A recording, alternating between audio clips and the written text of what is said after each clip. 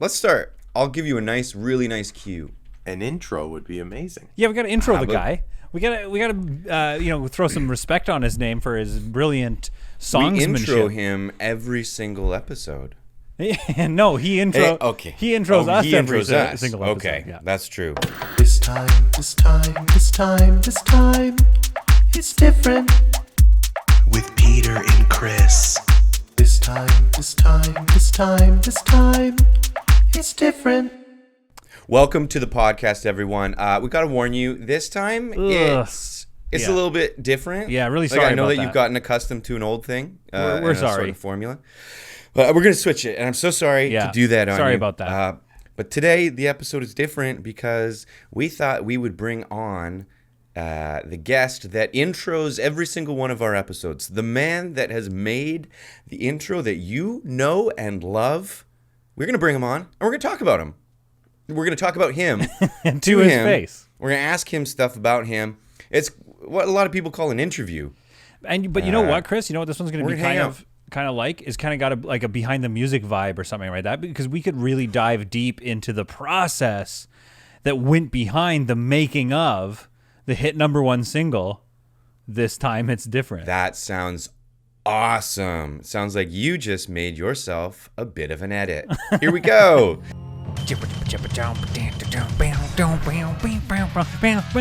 Rodrigo Fernandez-Stoll. VH1, but it's really TGID. There's going to be underscoring now. I'll help. Don't worry, I'll help you. Okay. Put your hands together. Peter, put your hands together. Clap them. Yeah, ready. For Rodrigo Fernandez-Stoll. Hey guys. Here he is. Hey there. In the flesh. Glad to be here. Very excited. Big fan of Peter. Nice. Huge burn right off the top. A huge classic Peter and Chris burn. Really set the tone. Where you choose your favorite. I don't know if you wanted to pick me as the favorite, because I was toying around in my head with, like, would it be funny to be when I invite you on, like, if I were to say your name, I was going to be like, Rodrigo Fernandez-Stoll. Like, put a little spice on it. He likes that. Oh, you like that. Maybe that's why you like me then. That's why you like me. No, yeah, I like it. I love it when white people try really hard to say it in a Latin accent. Hey, we were all thinking it. Everybody thought it. Yeah. Did they?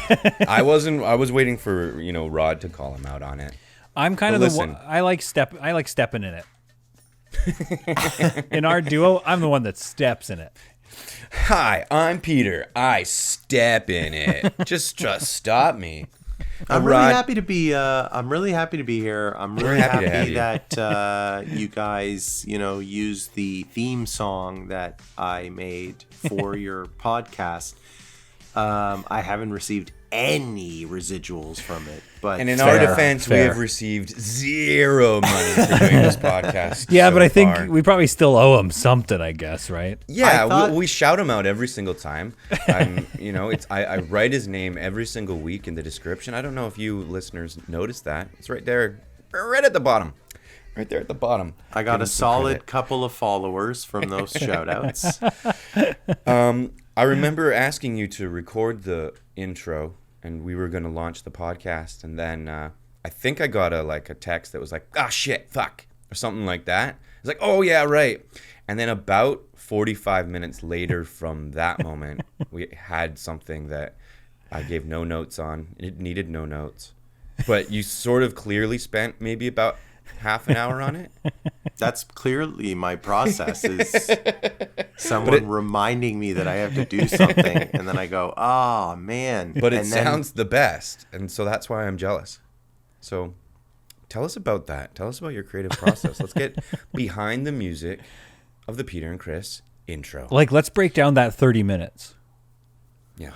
Okay. Well, at first, what I did is I really took a look at the title of the show. Okay. And I thought to myself, what does this say? What are you guys trying to say with this time it's different? Yeah.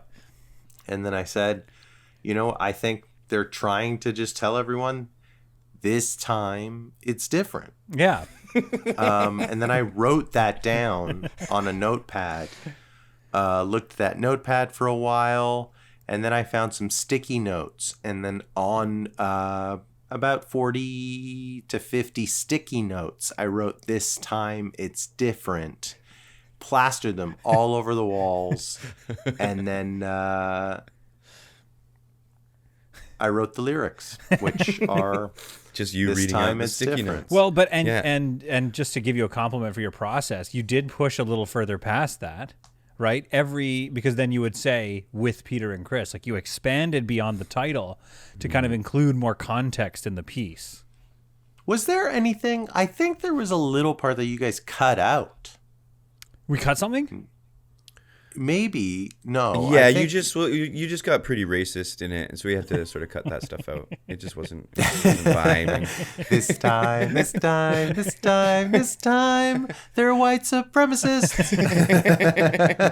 Yeah, it wasn't the vibe we were looking for. Yeah, we were trying to go. We've had a number of people suggest we veer that way, and we're just not about it. We're just not interested in that. Our manager really wanted us to do that. I thought that was, for the longest time, I don't know why, it's clearly not that, but behind you, Peter, I thought that was money. Oh, behind my Zoom thing. But, so you have to show it in the video. What it is a bunch of tea bags, right? Tea bags. Oh, nobody can see that on the podcast. Okay. Well, I put it in now. This episode is different because everybody's giving me more editing work to do. So now I got to go get a frame from this. Then I gotta put it in. Hey, whatever. Yeah, but it's not my time. It's just yours. Thanks very much for asking me to do the theme song. I mean, you have a lot of great Gwen stuff. helps me out with themes a good amount too. Actually, she's in the theme. She must be, right? Is she singing? Is there a female in this one? No harmonizing. No. In this one, you harmonizing with yourself. A little bit. I think I have like one harmony in there. I'll say. It might even be more as far as I'm concerned. It's a beautiful song. Yeah, I know. Have you guys have won a bunch of awards for this podcast. Have Countless. You won like a theme song award or anything? Hey, did we win a theme song award? You know what? I submitted it for theme song award. Huh. What an award. I'm just remembering that. No, not an award. We might have got a nomination for it. But it's just like those, the Canadian Podcast Awards. That's what we won one for. But you won one. I thought you guys won like 5 or something. We were nominated for a bunch. I think we just won one. Just the one. Best comedic podcast. That was the high watermark, and we've been downhill ever since. That's for sure. Yeah, and we've. Except this episode. Oh my god. But honestly, we're like a loser. We're honored just to be included. We're honored just to be nominated when we fill out the forms and get nominated. Like we're honored for that. So. Mm-hmm. So that's always great. And your song, in my mind, is an award winner, a multiple award winner at least. Mm-hmm. It's probably the most memorable thing in every episode.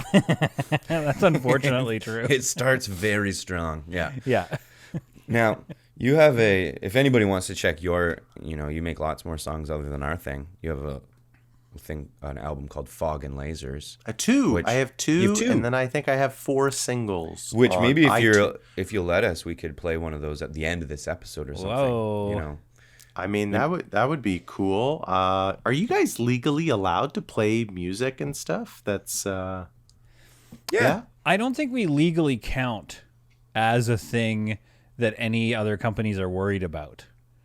So I think when we play like copywritten stuff, all of the internet is like, whatever. Yeah, those guys can do whatever they want. Yeah, it's fine. Oh, no. No revenue here. No revenue to be had here. But yeah, like if you have 1,000 subscribers or something like that, then you can monetize. We're very close to it, but until that, I don't think we have to worry about it, and we shouldn't. Well, Chris, you're actually on. You're on 2 of the tracks. Ooh.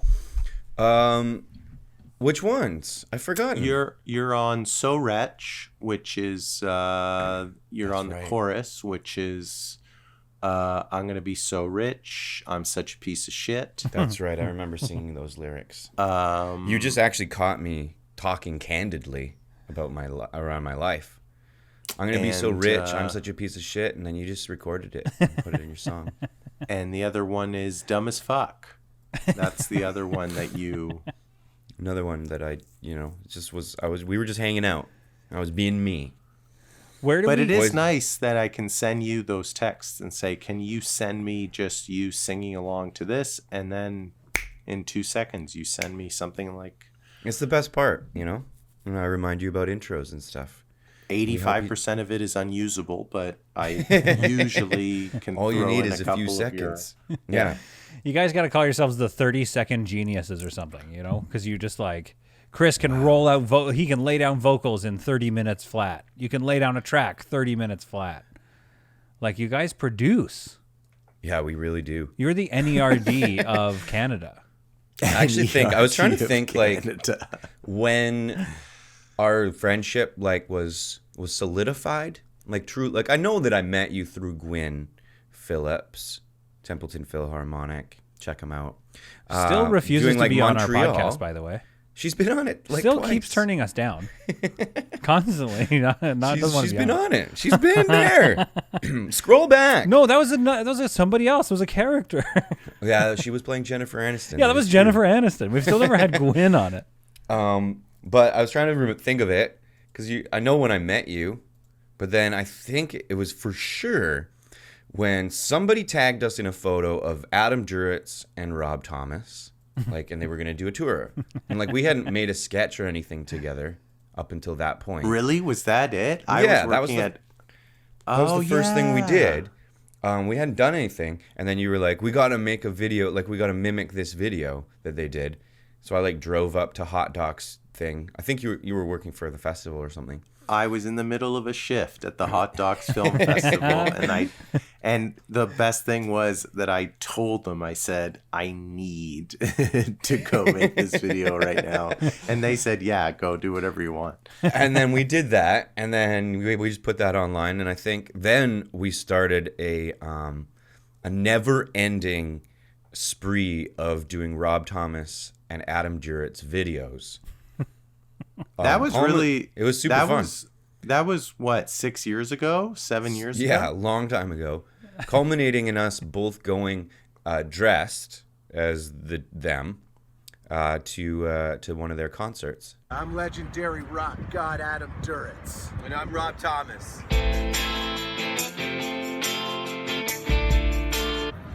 Rob go back. We like to come down here, you know, in the front gates of our own concert and basically just see how things are going. Like to check out whether or not ticket sales are going well, the tour buses, if they're nice and fueled up. The parking situation here is a little bit of a mess.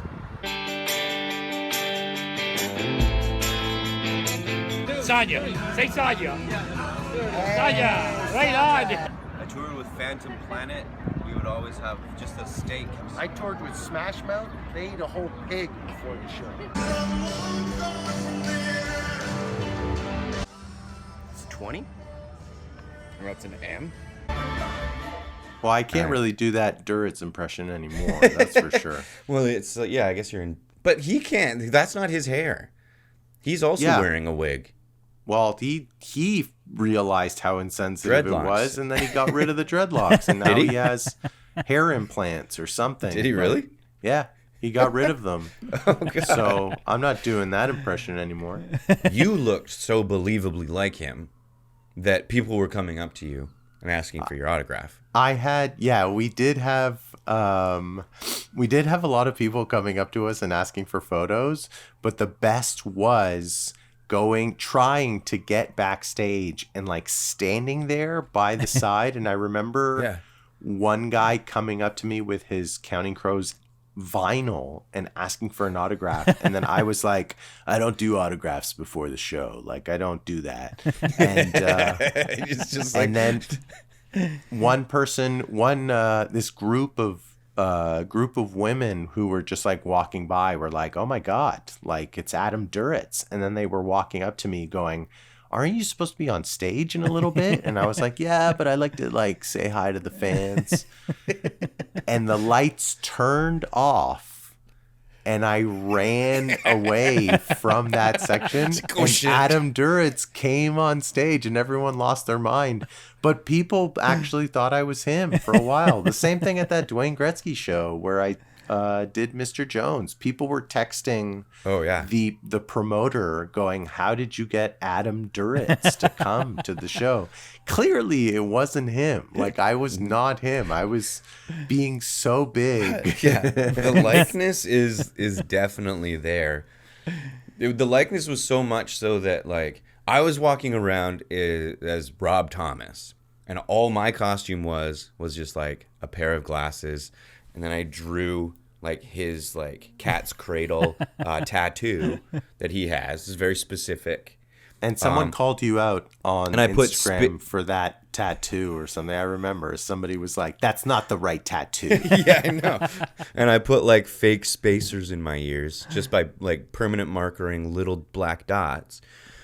But it was enough that you looked so much like him that you just assume. You were just like, that's a Rob Thomas, and people would go, oh, cool. One of the security guards in like the, I don't know if it was like a VIP bar. Yeah, or there was something. the Rob Thomas VIP section. Yeah, and he looked we at couldn't you. go in there with our tickets. But you said, can he go in there? That's Rob Thomas. And he was like, yeah, I guess so.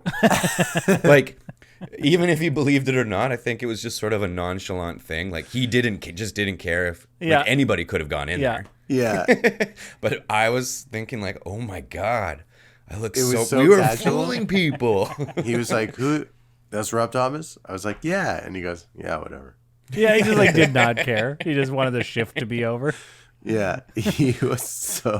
There's a guy so and he's annoyed. holding your arm around you and you're getting a photo taken with him and he's talking to you like you can tell that he's been fooled. He's like, I went down and saw you in like Indianapolis or something. My sister saw you. Like he's giving you an anecdote about when he saw you before.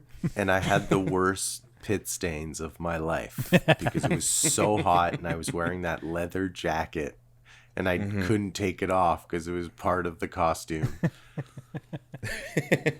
Now I know it's like we got interviewed by PJ Phil. Oh Remember? yeah, PJ Phil interviewed us, and He wasn't fooled. He was not fooled. Before we went in, I remember that one. The worst one was this one woman who was like shaking because she thought I was him. Oh no! Like she was like, oh my God, and like wanted to take a photo, but gave the camera to Chris. Yeah. It was like, can you take a photo of us? And Chris was like, sure. And I was like, you're gonna have a good time tonight. Like, I didn't know what to say because I didn't want to tell her I wasn't. You didn't want to him. break her heart. Yeah, but I could feel her just shaking. Like her arm was trembling while she was sitting there. And she's like, I've seen you so many times. Like, I can't believe this is happening. Oh no. Yeah. Did it like get revealed at some point for her, or No, she I left didn't say thinking anything. she had met her Anytime hero? someone said anything, I didn't say. All I said was enjoy the show. Yeah, but you did turn people down for autographs, so there. Yeah, for did some let reason I people- thought I could get sued if I Right. signed something pretending I was him. Like, Well, isn't I that a was thing? suck wondering to about sign. that. Somebody has vinyl, and it is. I do understand why you didn't sign it because you're not him, and you'd be wrecking somebody's property. Yeah. So yeah, I get it. Well, and I wonder if like if you could get sued, or if there was like, it's like misrepresenting or whatever. But you didn't. There was no agreement of money being exchanged for the autograph, so you didn't really misrepresent something they didn't pay for. But also, now I'm thinking like it's illegal to impersonate a police officer, but is it illegal to impersonate just like other people? Like, are you Well, that's allowed? why anytime anybody came up to me and said, are you him? I just said, you're going to enjoy the show. I never said I was him ever. But yeah, you're allowed to impersonate people. That's like what Times Square is made. But there's for. definitely but they're impersonating character. Like there's definitely a line at which you're now just doing identity theft. Right. Like you can impersonate somebody up to a certain amount. If you get out a loan in their name, now you're doing crimes. Overall, Chris and I made about $7,500 that Oh, day, okay. so Yeah, it was good. quite a bit. I mean, oh yeah, we had a real racket going. And when you say real racket, I think you mean it literally. We had a literal real actual racket. I going. spent all of that money in the So Rob much Thomas cash. VIP though, just like on like 4 shots. It's great. Very expensive shots in there. I think we did leave midway through the Counting Crows, though, didn't we? Like, we didn't really stay. We didn't for stick the whole around. show. No. We were there for Rob Thomas. Everybody knew it. Now, Rob Thomas is great. I'm a huge fan. You're going to be singing Smooth on New Year's Eve, right? I am going to attempt to sing Smooth. At a real concert and a real event. Concert, for New Year's with Dwayne Gretzky at History, which is the new venue here, Drake's venue in the East End. Very cool. In Toronto. It's very cool. Which, if you don't know Dwayne Gretzky, they're a cover band in Toronto. They're the best. They put on huge shows. They're the best band. They're the best band in the country. That's all I'm going to say. And Rod regularly performs with them. And what goes into this? What goes into this attempt? Why are you saying you're going to attempt to sing this song? What's the challenge? I mean, I go through stages. I try to practice it. I try to practice it at home, but I mean, Gwen and I have like a deal where I don't practice in front of her. She kind of, I think there was like, and the thing is, when I practice songs, I practice them for like a month and a half to 2 months. Yeah. So I think when I was learning Mr. Jones, I listened to it about 400 times. It was just so smooth. Yeah, I understand that. Smooth being one of the most annoying songs ever is not the type of song you want to you don't want to practice that in front of somebody. You almost need like a soundproof room where you can just lock yourself in there and just focus up. Yeah. So what I've done is I blasted in my car while I've been driving. You just go for drives and exclusively listen to Smooth.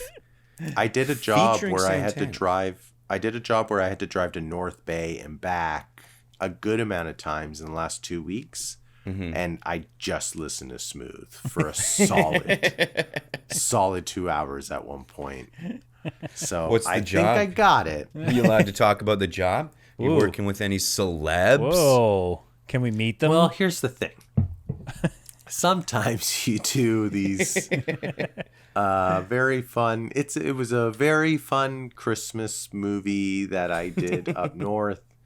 Whatever. I can't really say anything about it, but it was a very fun time. Everybody was very nice. I think Chris is trying to get something out of you there. I was trying to get some. I mean, Rod's always coming off his set with a crackling story that just like he's just buzzing. Like when he met I think he's got a good Billy Baldwin story. Wonderful the Billy Baldwin one is a classic one. Tell the classic. Tell the classic. Tell us, Papa Rod. Tell us of Billy Baldwin. I did this like family show, which is about it's called Northern Rescue, and I did this show, and Billy Baldwin is the dad on the show, and I play one of the rescuers. So I got to spend some time with Billy Baldwin, and at one point, when we finished shooting Billy Baldwin, who we were shooting in Parry Sound, Billy Baldwin, the summer we were there, he became the king of Parry Sound. Of course. Billy Baldwin was the absolute king. Everybody knew him in Parry Sound. And we showed up to this one restaurant where he's like, he took me and this other guy, Michael, to this restaurant.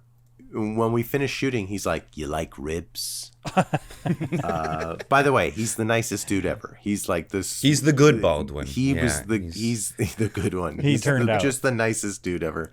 And then he goes, he's like, "You like ribs?" I was like, "Yeah, I love ribs." He goes, "I'm going to take you for ribs tonight." I was like, "Yeah, damn right you are. Let's do this." Okay.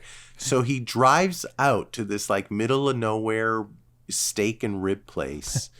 We sit down at this table. The place is packed. It's like a nice restaurant. Everyone in the restaurant is like looking over at Billy Baldwin. Everyone's kind of staring at him while we're sitting down.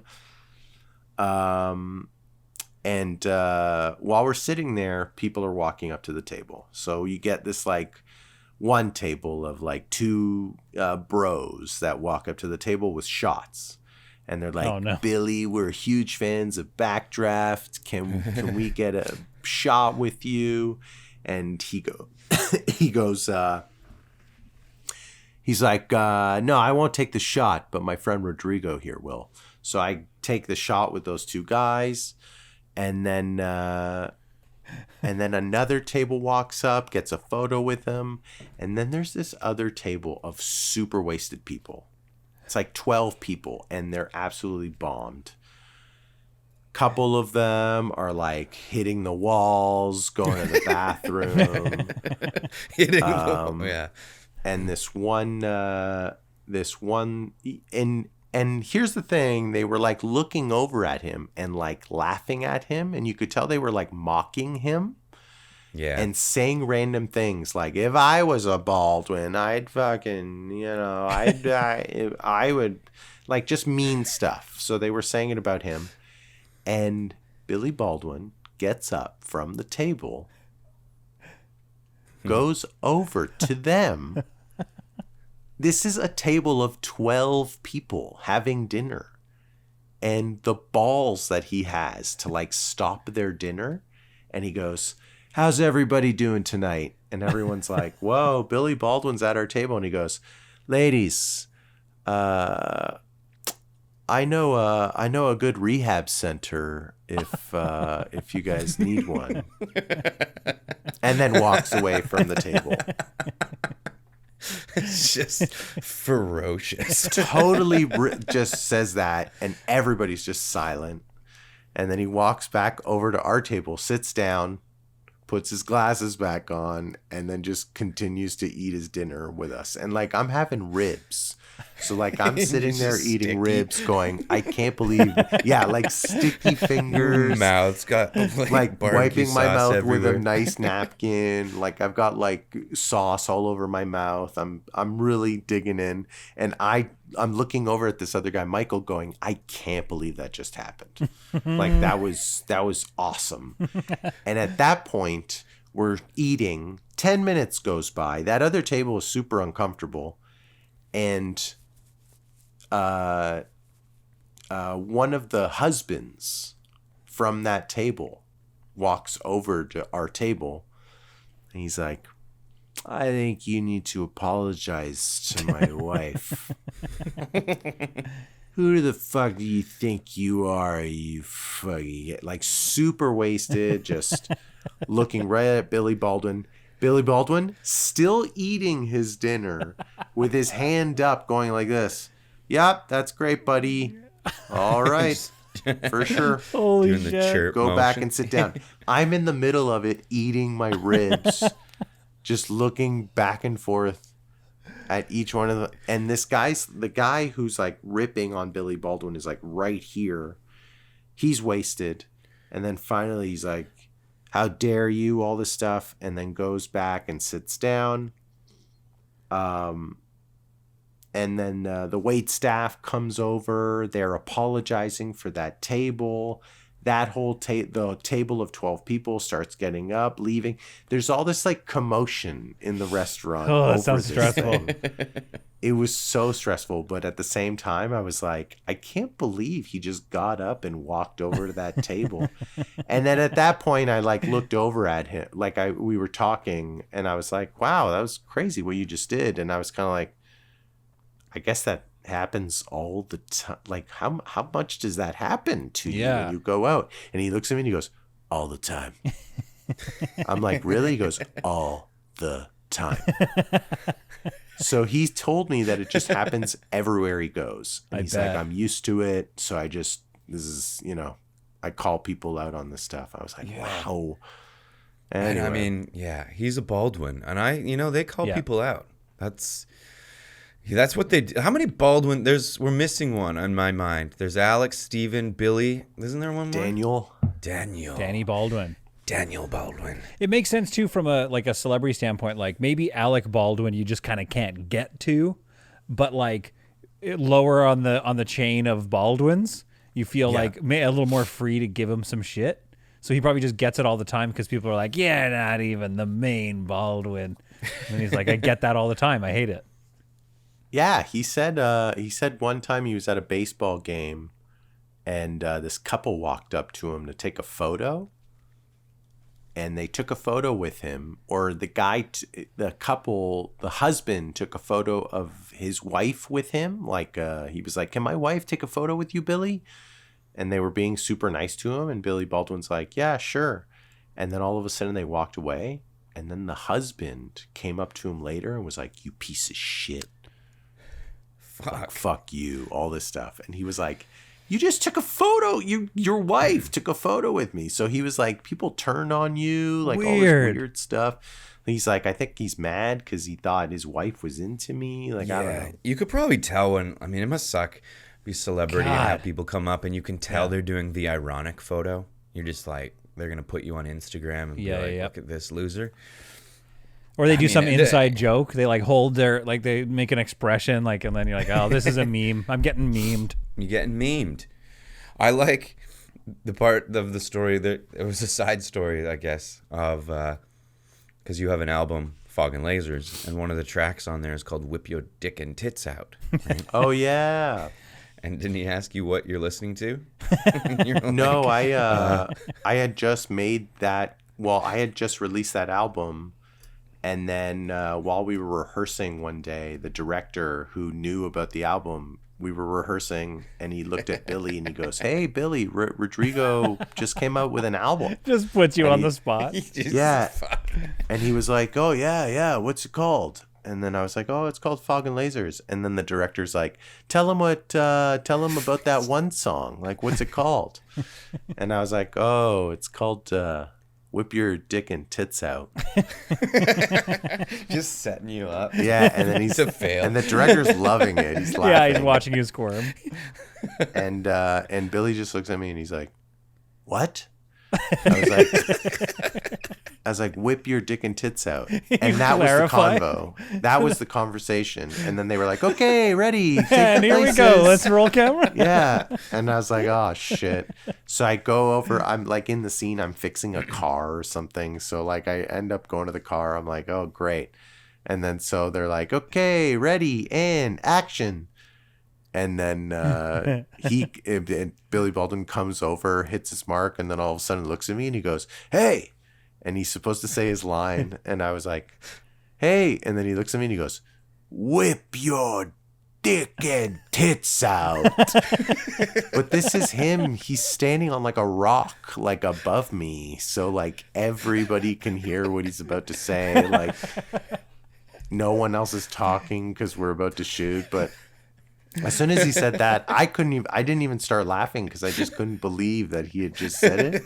So I was kind of just standing there being like, what the fuck is going on? Why did he? It also makes me think about other people on that set who are not privy to the conversation that just happened before. Like they're not in earshot of you explaining that song or whatever. Yeah. So their Billy Baldwin story is like, so I'm working on set. And he goes to do, for some reason, when he goes to do a take, they start, just as they're starting rolling, he just yells, "Whip your dick and tits out" to one of the actors. And that's the Baldwins for you. These guys crazy. On set, they're just loose cannons. You need to apologize to Rodrigo. Oh boy. Yeah, those are my Hollywood stories, guys. What did I tell you, Peter? Huh? Wasn't that a crackling Billy Baldwin story? Chris, let me tell you, crackling. Whip your dick and tits out. The stories were crackling. That'll be the title of this episode. Whip your dick. And crackling tits Hollywood stories with Rodrigo Fernandez-Stoll. No, I wanted it to be "Whip your dick and tits out." Yeah, it's, if you haven't listened to that song, it is legitimately really catchy and really great. Thank you. I don't know why I said that. You know, of course it is. Of course it is. Why do I have to preface? Because you're afraid of musical comedy. Musical comedy has been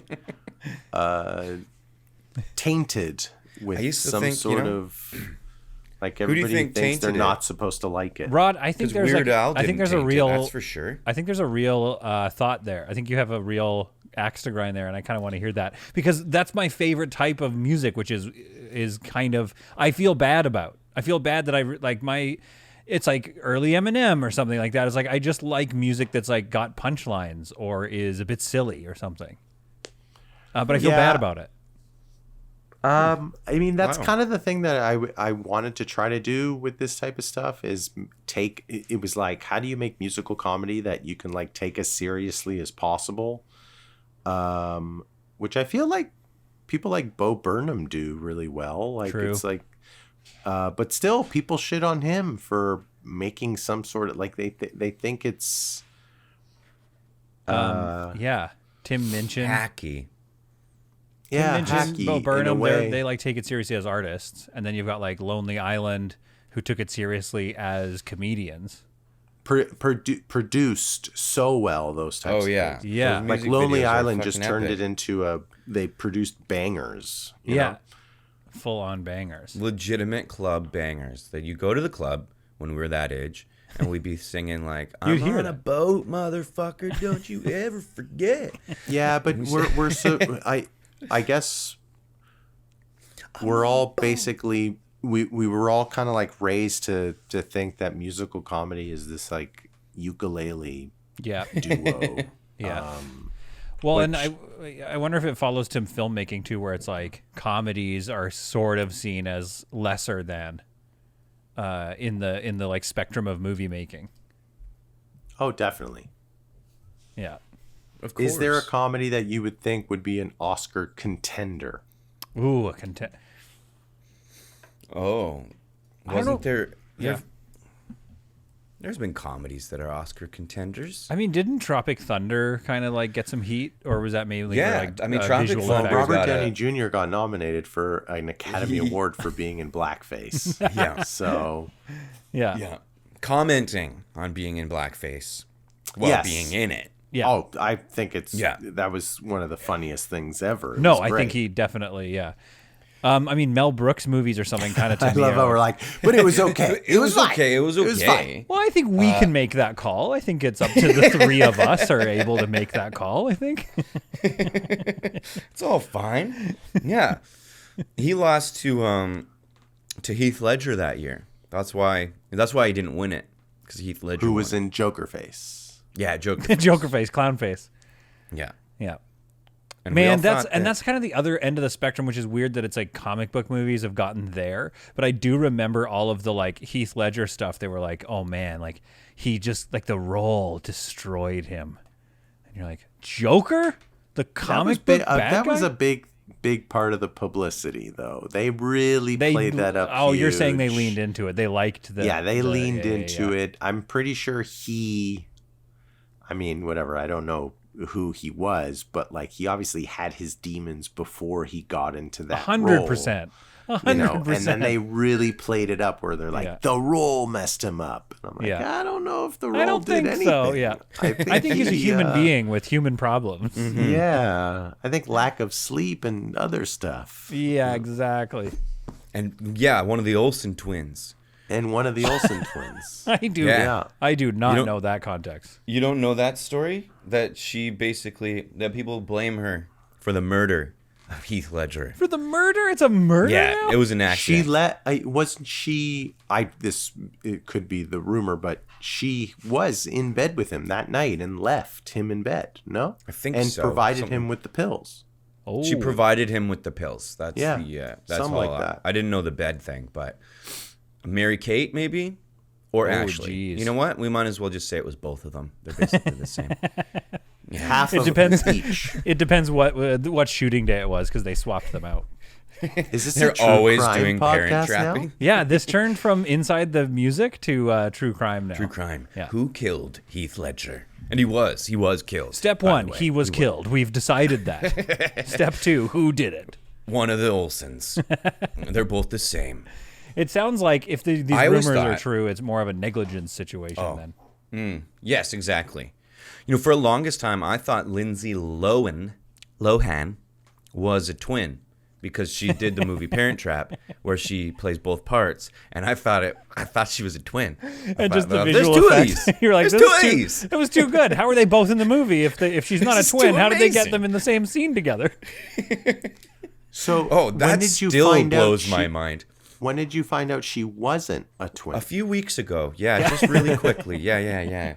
Very, very recently. Googling photos. I was like, whatever happened to that other? I know Lindsay, but whatever happened to the other one? Lindsay Lohan is actually filming a movie up north. Ooh. At the moment. That's very cool. Glad to see that she's doing well. Yeah, I like Lindsay. We like Lindsay. Here on this pod, we like Lindsay. Yeah, we've always been very open on the pod about liking her. Yeah, we haven't said it yet. To give you background, Rod, this is a free Britney, pro Lindsay like podcast. Yeah, all of our pop stars from our childhood we're invested in their well-being. We want them to be free. good. All of them, free them all. Every last one of them. Get them all out. Absolutely. Is there such a thing as anybody saying don't free Britney?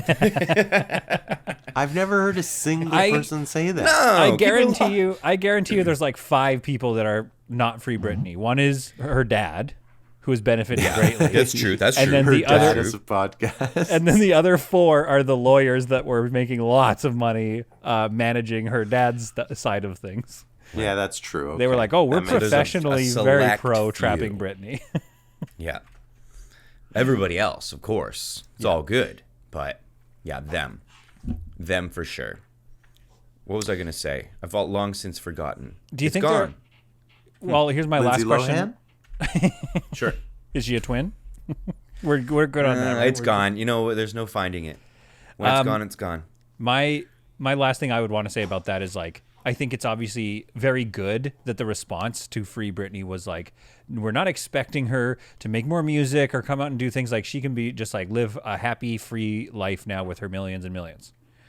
But do you think there were some people secretly on the Free Britney side that were like, I wanted another album.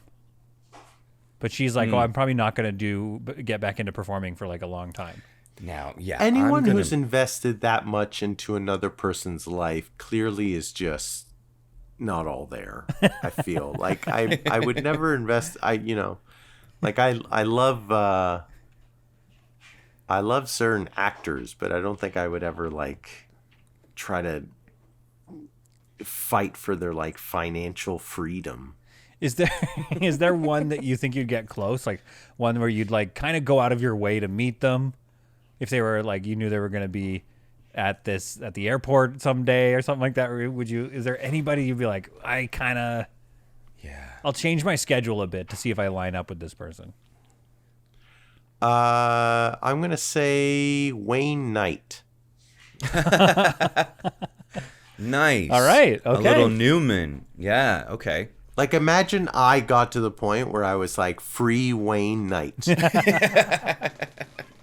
You just had to know what was going on in his life. From the tyranny of Jerry Seinfeld was a real asshole to him in the show, you know? Yeah. Really? In it. Don't you think? Like, their rivalry was so much that Jerry antagonized this guy to the point where he, like, just seethed. They both hated each other so much.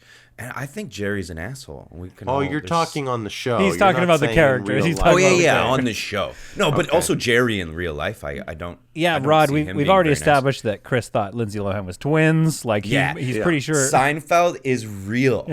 That's a documentary. He used his own name. It's Seinfeld. It's about him. When you watch comedians getting coffee, comedians, they go and get cars and then they get coffee. He doesn't come off that great, I don't think. I mean, if we're going to sit here and say, like, I can't believe stand-up comedians are not that nice. Like, cool. Good point. I mean, yeah. I mean, all-time favorite sitcom of all time. Yes. Seinfeld. And yeah, I did know that he wasn't the nicest guy, I guess. But really, the show makes up for it. So I'm going to let that stuff go. Well, and I don't feel equipped at all to get into the topic, but like there is a sense of like art over artist where you're like, I'm not invested in Seinfeld's life. You're not # free Seinfeld. You just like the show. End of. It's like, oh, I can't buy those jeans because the people that work there are really mean. We're like, no, I like the jeans. I guess we know that Peter's a big Michael Jackson fan. Got him. We got him. We freaking got. You hear that? Did you get that, Toronto Star? You got him. You changed the theme to a Michael Jackson Yeah, song? I tried to open the show with Smooth Criminal, but Chris was like, "No, let's get Rod to make something." You're like art over the artist, Chris. Yeah, it doesn't actually matter. He says, just finishing up Annie Hall. Just like as the credits for Annie Hall roll in the background. Yeah, just on the TV. Then I turn around like, all right, I guys. love that film. Anyway. I love that film and its associated artists. All right, let's jam out this episode. It is funny. It is funny once like you do watch it, or you do watch one of those old Woody Allen movies, and then all of a sudden you look at all the actors who've done it, and they all have apologized for being in the movie. Yeah. Now let me ask you this, okay? So, if you were gonna be if Woody Allen phones you up and he's like, I got a lead role for you in my new movie. Are we talking now, or are we talking right now? 70s? No, right now. Right now, okay. Would you say yes to that? That's a huge break. You're going to be in a Woody Allen movie. The lead. You play just Woody the fact Allen. that you're asking this question means you would totally say yes. No, I'm just wondering what you would do. Okay, your name, Chris Wilson, in lights, Times Square. But think about it. Think about it. But you've got to kill a dog on camera. Would you do it? Yes, I would. By the way, my answer is yes. Would you do it? I think that you couldn't do it. You still just couldn't do it, right? You're not going to get another movie outside, or maybe you would. I mean, I would say no, obviously now because of everything going on, but like it would do you no good. It wouldn't really do anything for me, but you'd get to have done that one movie. Like 10 years ago, probably. I mean, all the actors were doing it. 10 years ago, he's still. We got him. We got him. The police. Yes, yes. We got him. Carla. In the East I End. would say 10 years ago, people were still pretty lax on all of that. But wait, okay, Rod, got to call you out now, because are you saying if people were more lax about it, you'd do it? Whoa, we got him. We got him. A Hollywood Reporter, we got him. Can you edit this stuff out? Yeah, probably. No, but this I is won't. funny. I would do. We're cooking right now. This is cooking. Really funny. Chris, do you want to know my strategy? And I'm going to be a little bit like, this is going to come off like maybe I'm a character from Veep, But basically, what I would do is I would do it and then just be incensed when I found out after the fact. You just haven't had your. I'm like, look, I'm not on Twitter. I'm not on Instagram. I didn't know. I don't know. And then I would use my platform for good after I bought a house. I buy a house. You plead ignorance. Yeah. I buy a house. The rest of the money, charity. Totally cool. Charity. Clean that soul right up. Buy a Just get that house soul. and then use everything else Still for buy a charity. house. Like, make myself whole here, because I'm not going to be in movies for a long time after that one. Peter, that's a $14 million home. Hey, I gave another $1 million to charity. It's all good. I cleaned my soul. Pretty cool.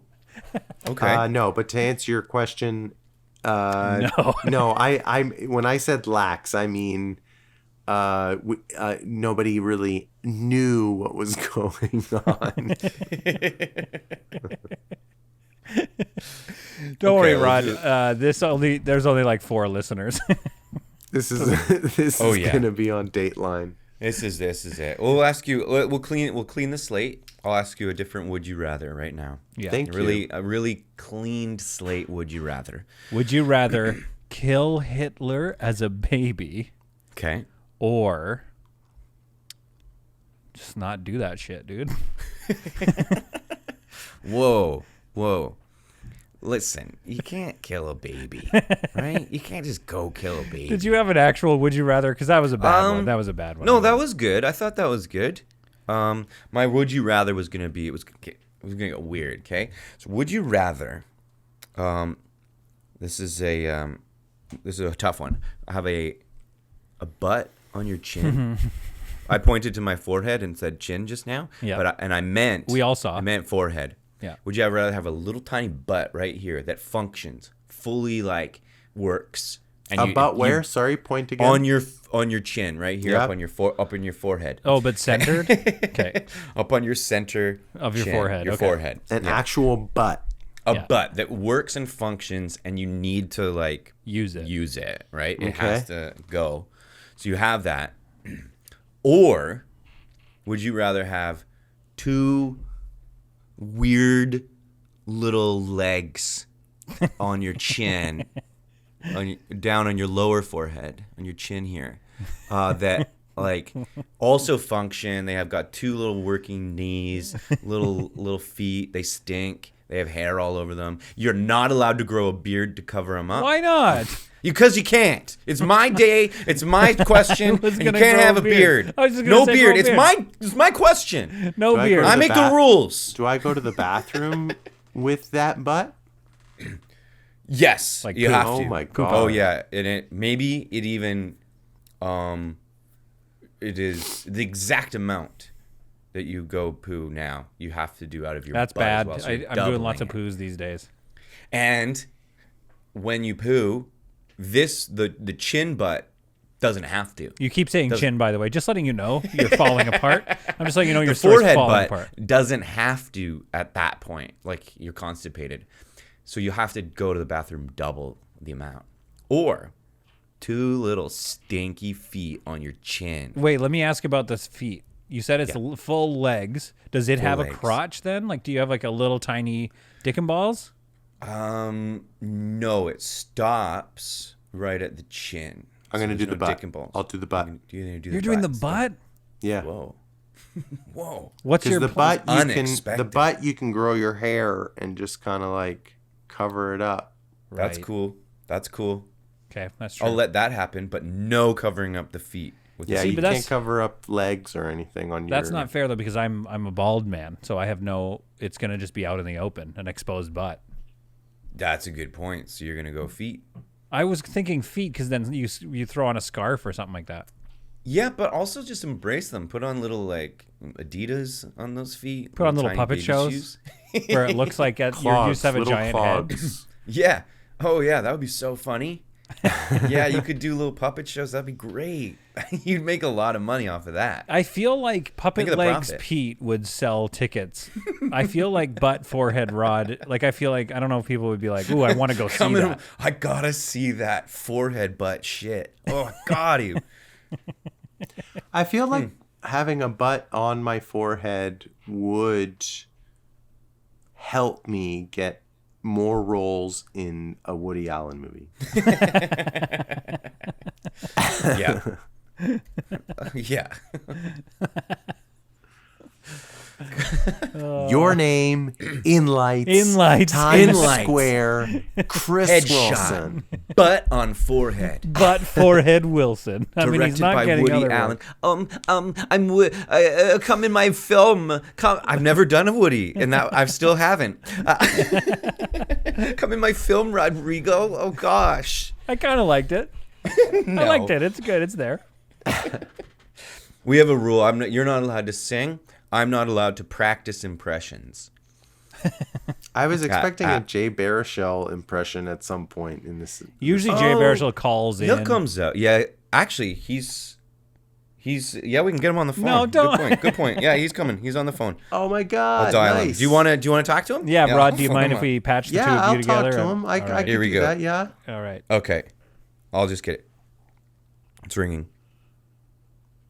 Jay, hey, it's Chris. Yeah, no, I got Rod on. I'm gonna put you on speakerphone. You want to talk to Rod? Yeah. Okay. Cool. Hey Rodrigo, it's just hey, how you doing? Hey Jay, I'm such a huge fan. Thank you so much for taking the time. It's just not even a problem. I was literally doing absolutely nothing at home. I was just sitting around waiting for Chris to call, and thank God he did, because the night was not looking great. Cool. What are you doing? What are you Nothing. working on? I heard you're a huge fan of Blade. I wanted to say I am a big fan of Blade also. Oh, God, I love vampires and vampire slaying and all types of Marvel, but especially Blade is my absolutely... Oh, gosh, thank you for bringing that up. I was wanting to talk about that with someone. Okay, well, it sounds like you can't really open your mouth. No, it's just my mouth is fully open. It's just flapping in the wind. Just really letting the gums fly, as they as they say. So, what's your favorite part about Blade? His sword? Well, the first scene is actually one of my favorites. Let me ask you a question. The blood rave. What does it sound like when you yawn? Do you want to? Well, as they say, yawns are contagious. So, maybe get me to catch something. I guess. Hook him up with a yawn. Hook me up with a sweet yawn. So that what I do can you sound like, catch Rod? it. Oh, that's pretty great. That was a great yawn. Uh-oh. Here's something coming on in.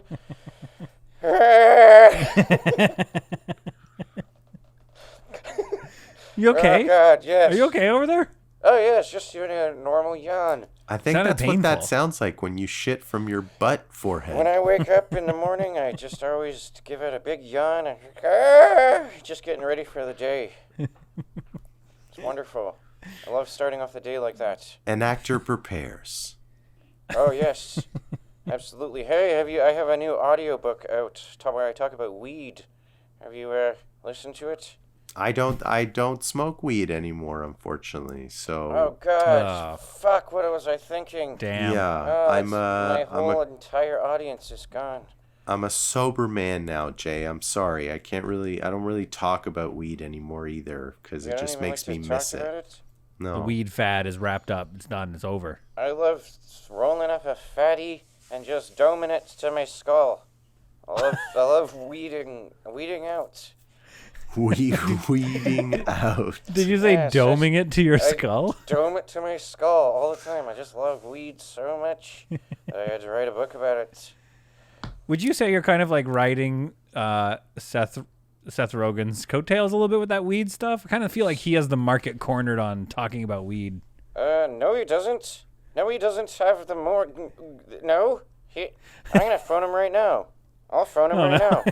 I'm gonna tell him that he doesn't have it covered. All right, it's ringing. It's ringing. All right, it's hey, it's Jay. Yes. I'm gonna put you on speakerphone. Hello. Okay. Oh yes. What can I do for you? Whoa! Hey, I can't believe I'm talking to both of you right now. Yeah, this is crazy. Like, crazy happy to be on the pod.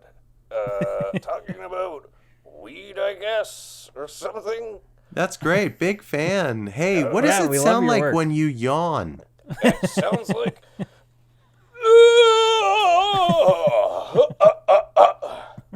Oh God, that yawn just put myself to sleep. I gotta go. Yeah, so that was just a bit of really. He didn't sound like himself today. No, that's not really what he sounds like. Might have been somebody different. Anyway, it was nice to catch up with my old friend, and nice that you phoned. So, did you have any more questions before I go and stare at the wall all night? No, thank you so much, Jay. That was really nice of you to take the time from your heavy weeding out schedule. Yes, I got to absolutely Tommy Chong this to my face. This fat dome. Okay. All right, goodbye. Take care. All right, thanks, Jay. Thanks. So Jay Baruchel is not doing great. Not doing great. Sounds a bit lonely. And you know what? While I was doing that, Rod texted me and said, "I've got to go." So, so you know what? Well, you can go. It's fine. It's fine. You know, we took a Guys, we took I have a chance. set schedule for dinner. I gotta eat dinner at a certain time. No, he's got to go. Well, this is how we end all the episodes. Somebody says they've got to go, and I'm just wanting to continue. It's Are fine. all your guests diabetics? Because I have to eat at a certain time, okay? No, but all our guests do text Chris in the middle of a multi-character bit saying, I gotta go. They do that, though. Well, we didn't as even soon as talk you about how you're a diabetic. That's soon- new No, as he well. has to go. As soon as you started doing the Jay Baruchel, I went through a little bit of like a, do I really need to be here anymore? Is this more of a Chris show right now? You face. Max from A&R here. Everything you've sent me has no hits, and we need a hit if we're going to try and sell this record. For the love of God, get in the studio and record a hit. Group vocal, where we sing real loud, so emotional you can play it at your wedding.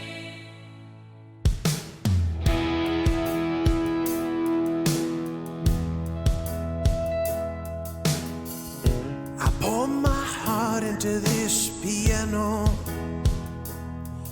and the reverb on my vocals sounds so sick. We're really gonna juice you with this harmony and the drums. Here I come.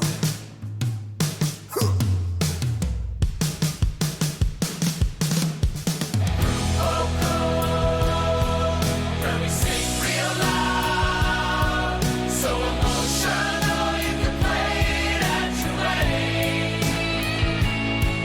It could also work as a background song to a sports montage or the climax of a movie. I hope it wins the Grammy.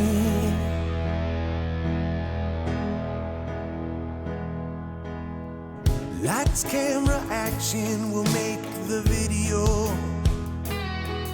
With a fog machine to steam it up real quick.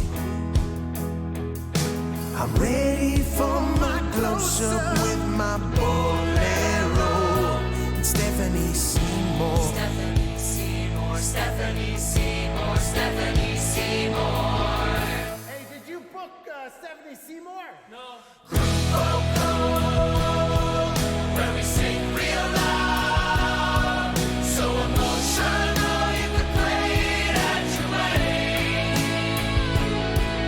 It could also work as a background song to a sports montage or the climax of a movie. I hope it wins a Grammy. And when I get to LA, I'm gonna bring the hardest day. They'll announce that the Grammy goes to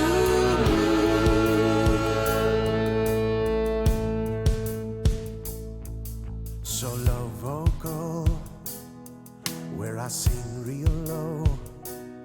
It's kinda sexual. Get ready for a key change.